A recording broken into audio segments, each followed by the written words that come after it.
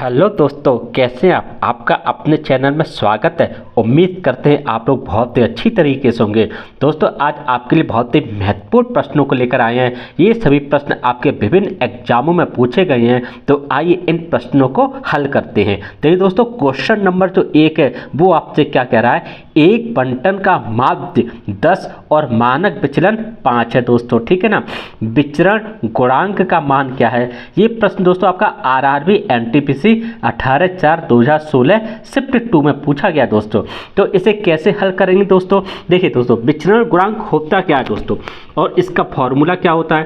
देखिए दोस्तों, जो आपका विचरण गुणांक होता है दोस्तों, विचरण गुणांक बराबर ये कितना होता है दोस्तों आपका, ये होता है आपका मानक विचलन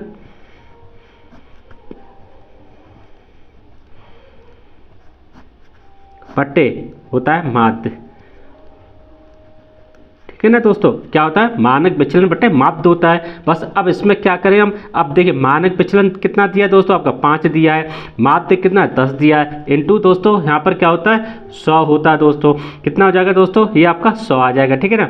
10 ढाई 100 हो गया, 10 का इसमें 10 बचे 50, यानी कितना हो दोस्तों 50% हो गया आपका विचरण गुणांक दोस्तों। यही हमारा ऑप्शन है और यही हमारा दोस्तों आंसर है। ऑप्शन में देखेंगे दोस्तों, ए ऑप्शन में 50% है, ए ऑप्शन को फटाफट टिक कर देंगे दोस्तों। तो इस तरह इस प्रश्न को हल कर लेते हैं। अब अगला क्वेश्चन दोस्तों आपसे क्या कह रहा है, क्वेश्चन नंबर 2 वो आपसे ये कह रहा है दोस्तों, यदि 2a - 3 का होल स्क्वायर प्लस 3b - 5 का होल स्क्वायर प्लस 4c - 7 का होल स्क्वायर बराबर 0 है, तो √4a + 3b + 4c का मान ज्ञात कीजिए। दोस्तों, ये आपका आरआरबी एनटीपीसी 19/4/2016 शिफ्ट 3 में पूछा है दोस्तों। कैसे इसे हल करेंगे आइए देखते हैं। देखिए दोस्तों, ये जो समीकरण है ये कब 0 होगा, जब इसके दोस्तों ये तीनों पद जो होंगे वो 0 होंगे, तभी तो ये तो पूरा समीकरण 0 होगा दोस्तों। यानी इसका मतलब क्या हुआ दोस्तों, यानी 2a - 3 का होल स्क्वायर जो है वो 0 होना चाहिए दोस्तों, ठीक है ना। जब ये 0 होगा तो यानी क्या हो जाएगा दोस्तों, 2a = 3 हो जाएगा। इसके दोनों तरफ हम लोग दोस्तों क्या करेंगे, 2 का गुणा कर देंगे, तो कितना आ जाएगा दोस्तों 4a = 6 हो गया। अब दोस्तों क्या है 3b - 5, यानी अगर हम 3b - 5 का होल स्क्वायर बराबर 0 करेंगे तो क्या आएगा दोस्तों 3b = 5 आ जाएगा दोस्तों, ठीक है ना। अब क्या है दोस्तों 4c - 7, यानी अगर हम 4c - 7 का होल स्क्वायर बराबर 0 करेंगे तो 4c = 7 आ गया दोस्तों। अब हमसे पूछा क्या है दोस्तों, √4a + 3b + 4c। अब आपके पास देखिए 4a है, आपके पास 4c है, आपके पास 3b है, तो आप क्या करेंगे √4a का मान कितना 6, यही तो आपको दिया ना 6 हो गया दोस्तों, प्लस 3b का मान कितना है 5 हो गया, प्लस 4c का मान कितना 7 हो गया। ये दोस्तों कितना आ गया आपका, ये आपका आ गया आपका 6 और 5 11 7 18 आ गया। और इसे हम लोग कितना लिख सकते हैं दोस्तों 3 √2 लिख सकते हैं दोस्तों। यही हमारा आंसर है। ऑप्शन में देखेंगे दोस्तों आपका डी ऑप्शन में 3 √2 है, डी ऑप्शन को हम लोग टिक कर देंगे दोस्तों। इस तरह के प्रश्नों को हल कर लेते हैं। अब देखिए क्वेश्चन नंबर जो 3 है वो आपसे क्या कर रहा है, विशाल एक खिलौना 50 रुपये में खरीदता है तथा उसे 75 रुपये में बेचता है, उसको लाभ का प्रतिशत कितना है, ठीक है ना। ये दोस्तों आपका आरआरबी एनटीपीसी 17/1/2017 शिफ्ट में पूछा गया दोस्तों, ठीक है ना, ठीक है ना, ठीक है। ये आरआरबी एनटीपीसी 17/1/2017 को पूछा गया दोस्तों। तो इसे कैसे हल करेंगे दोस्तों, आइए देखिए दोस्तों, इन दोनों के बीच में डिफरेंस कितना है, यानी अगर हम 75 ठीक है ना और 50 को लें तो इन दोनों के बीच में डिफरेंस कितना है दोस्तों, आपका 25 का डिफरेंस है, यही तो है ना दोस्तों 25 का डिफरेंस है। तो अब हम लोग क्या करेंगे दोस्तों, हम लोग ये करेंगे दोस्तों आपका 25 का डिफरेंस निकल के आया ना दोस्तों, और ये जो डिफरेंस निकल के आया ये हमारा निकल के क्या आया दोस्तों, ये हमारा निकल के आया दोस्तों 75 में से 25 निकाला तो हमारा प्रॉफिट निकल के आया। यानी कितना निकल के आया, ये हमारा 25 जो है ना वो प्रॉफिट निकल के आया दोस्तों। क्यों?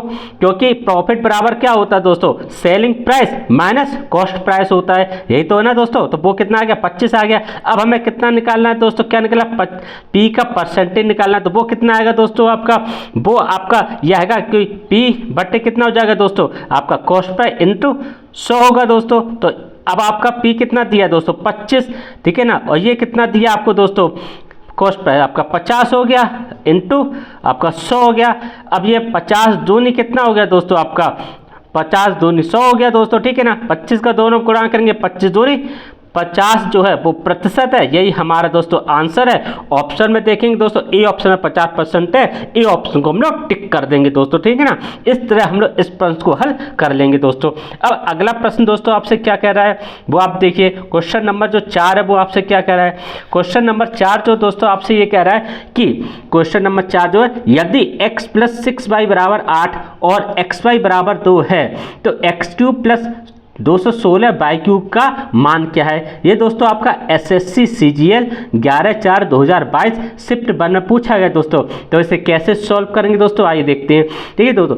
अगर हम क्या करें तो दोस्तों x और y के दो ऐसे मान ले लें जो इस समीकरण को भी सेटिस्फाई करें और इस समीकरण को भी सेटिस्फाई करें, तो हम इसका मान जो है वो निकाल सकते हैं डायरेक्ट शॉर्टकट से। कैसे दोस्तों, देखिए अगर हम यहाँ पर दोस्तों x बराबर 2 रखते हैं और y बराबर 1 रखते हैं तो हमें क्या मिलेगा दोस्तों, इसमें अगर हम रखेंगे दोस्तों तो ये कितना हो जाएगा दोस्तों, आपका 2 प्लस 6 बराबर 8 हो गया। यहाँ रखेंगे दोस्तों आपका तो ये कितना है, 2 और इंटू 1 बराबर 2, यानी दोनों समीकरण जो है दोस्तों हमारी सेटिस्फाई होगी। अब हम क्या करेंगे, हमें निकालना क्या है दोस्तों, आपका एक्स क्यूब का मान कितना है दोस्तों, 2 है, यानी 2 दूनी 4 दूनी 8 प्लस 216 बाई क्यूब। अब 216 इंटू 1 हो गया, ठीक है ना। तो ये कितना हो गया, 8 प्लस 216 यानी 224 है दोस्तों, यही हमारा दोस्तों आंसर है। ऑप्शन में देखेंगे दोस्तों, बी ऑप्शन में 224 है, बी ऑप्शन को टिक कर देंगे दोस्तों। तो इस तरह हम लोग इस प्रश्न को हल कर लेते हैं। अब क्वेश्चन नंबर 5 आपसे दोस्तों क्या कह रहा है, 4800 रुपए के 25% के 15% का 10% क्या है। ये दोस्तों आपका एसएससी जीडी 16/1/2023 शिफ्ट 2 में पूछा है दोस्तों।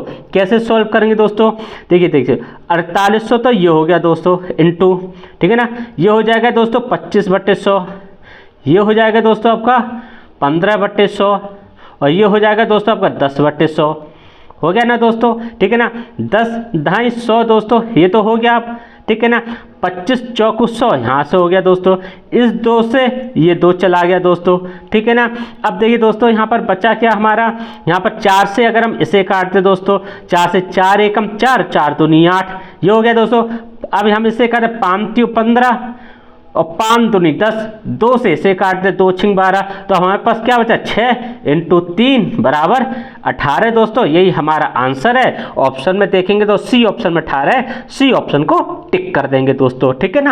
अब अगला दोस्तों क्वेश्चन नंबर 6 जो है वो आपसे क्या कह रहा है, 1 - 1/4, 1 - 2/4 डॉट डॉट 1 - 5/4, 1 - 6/4 का मान क्या है। ये दोस्तों आपका आरआरबी एनटीपीसी 9/1/2021 शिफ्ट 1 में पूछा है दोस्तों। कैसे सॉल्व करेंगे दोस्तों, देखो इसे अगर हम सॉल्व करेंगे तो कितना आएगा दोस्तों, 3/4 आ गया दोस्तों। इसे करेंगे तो कितना आएगा दोस्तों, 2/4 आएगा दोस्तों। अब इसके आगे क्या होगा दोस्तों, 1 2 3 होगा, तो 1 - 3/4 को क्या लिखेंगे, 1/4 हो जाएगा दोस्तों। अब आगे आएगा 1 - 4/4, अब जब हम 1 - 4/4 करेगा तो कितना आ जाएगा दोस्तों, यहाँ पे 0 आ जाएगा, यहाँ कितना आ जाएगा 4 माइनस, यहाँ पे 1/4 हो जाएगा दोस्तों, इंटू इसे करेंगे तो 4 यानी -2/4 हो जाएगा। अब देखिए दोस्तों इस पूरी सीरीज में यहाँ पे तो 0 आ गया, यानी ये 0 इस पूरी सीरीज को 0 कर देगा, तो हमारा आंसर क्या होगा दोस्तों, हमारा आंसर जो है वो 0 होगा। ऑप्शन में देखेंगे तो सी ऑप्शन में 0 है, तो सी ऑप्शन को हम लोग फटाफट टिक कर देंगे दोस्तों। तो इस तरह इस प्रश्न को हल कर लेते हैं दोस्तों। अब अगला क्वेश्चन दोस्तों आपसे क्या कह रहा है, क्वेश्चन नंबर 7 ये कह रहा है दोस्तों, दो श्रमिकों पी और क्यू की क्षमताओं का अनुपात 3:2 है। 400 रुपए की दैनिक मजदूरी में से पी को कितनी राशि दी जानी चाहिए। ये दोस्तों आपका आरआरबी जेई 28/5/2019 शिफ्ट 2 में पूछा गया दोस्तों। तो कैसे इसे सॉल्व करेंगे, देखिए दोस्तों हमें अनुपात क्या दिया गया, 3:2। हमें अनुपात दिया है दोस्तों 3:2, ठीक है ना। इन दोनों का हम ऐड करेंगे तो हमें कितना मिलेगा दोस्तों, 5 मिलेगा। यानी दोस्तों 5 बराबर कितना है दोस्तों, 400 है। तो 1 बराबर कितना है दोस्तों, 80 हो गया दोस्तों। हमें चाहिए कितना है दोस्तों, पी का कितना, 3। तो 3 बराबर कितना हो गया दोस्तों, 240 हो गया। यही दोस्तों हमारा आंसर है। ऑप्शन में देखेंगे दोस्तों तो डी ऑप्शन हमारा 240 है, डी ऑप्शन को टिक कर देंगे। तो इस तरह दोस्तों हम लोग इन प्रश्नों को आसानी से हल कर लेते हैं। उम्मीद करते हैं आपको बहुत ही अच्छी तरह से समझ में भी आए होंगे दोस्तों आपका ये आपको अगर ये वीडियो अच्छा लगे दोस्तों तो इस चैनल को दोस्तों आप लाइक जरूर कर दीजिएगा और लाइक के साथ में इस चैनल को सब्सक्राइब जरूर कर लीजिएगा दोस्तों। अगले वीडियो में फिर एक नए प्रैक्टिस सेट के साथ मिलेंगे। नमस्कार दोस्तों।